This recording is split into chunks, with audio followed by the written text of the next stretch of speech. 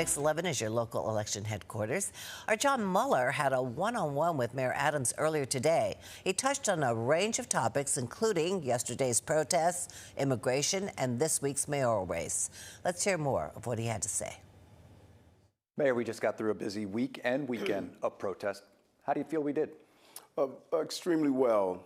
I think when you do an analysis of what took place across the country, and you look here, 50,000 plus people, several different marches converging on one location, and 14 arrests, no serious injuries to any member of service or those who participated. And that is what we expect here in the city of New York. Any tactics learned this week and weekend? Any changes going forward? There's a series of things. Number one, when you are dealing with several streams of protests, there were a great deal of mini protests in the outer boroughs, and many of them converged on Manhattan. And so we looked at our tactical use, and really use of drones were extremely helpful. And just a zero tolerance. Once you cross the line from peaceful to violence or peaceful to destruction of property, we immediately deployed personnel in that and took proper actions. Going forward, if these ICE efforts continue aggressively, how do you support the community and/or ICE? Well, we've been doing it for generations. You know, this is a city where immigrants are allowed to thrive and grow and prosperity here, and we're not going to move away from that. But we're very clear when it comes to collaborating, dealing with violence, or those who participate in any violent acts, we're going to do that. But we're not going to collaborate for any form of civil enforcement, and we're going to live up to that. That's the law, and we're going to follow the law of the land. What do you say to New Yorkers who are frightened at this moment?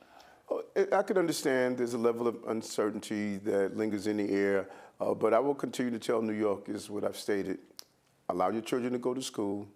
Make sure that you call the police if you're a victim of a crime. We're not turning you over to ICE if that takes place.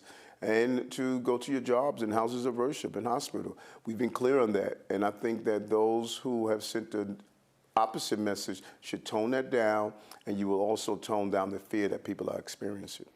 Last question on this.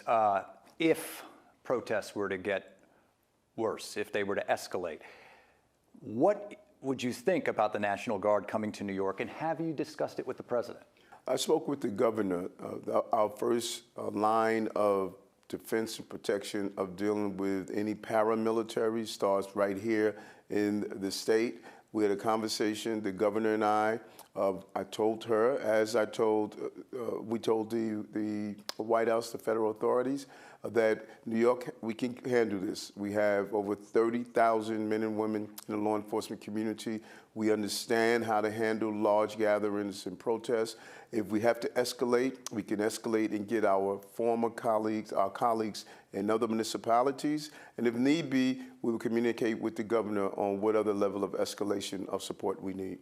Let's talk about the election. You have Brad Lander and Mamdani now supporting each other, sort of getting together and giving each other an endorsement, the idea to freeze out Andrew Cuomo. What do you think of that as a strategy? I'm in the general election. Whatever strategies they need to get past the primaries, up to them. I look forward to a nice, healthy campaign season to the general election. I've said it over and over again. This is going to be one of the most interesting elections in our city history. We have a sitting mayor that's running on the independent line. Many people say an independent candidate can't win. I'm a sitting mayor, and we're looking forward to selling the product that we've delivered for the city.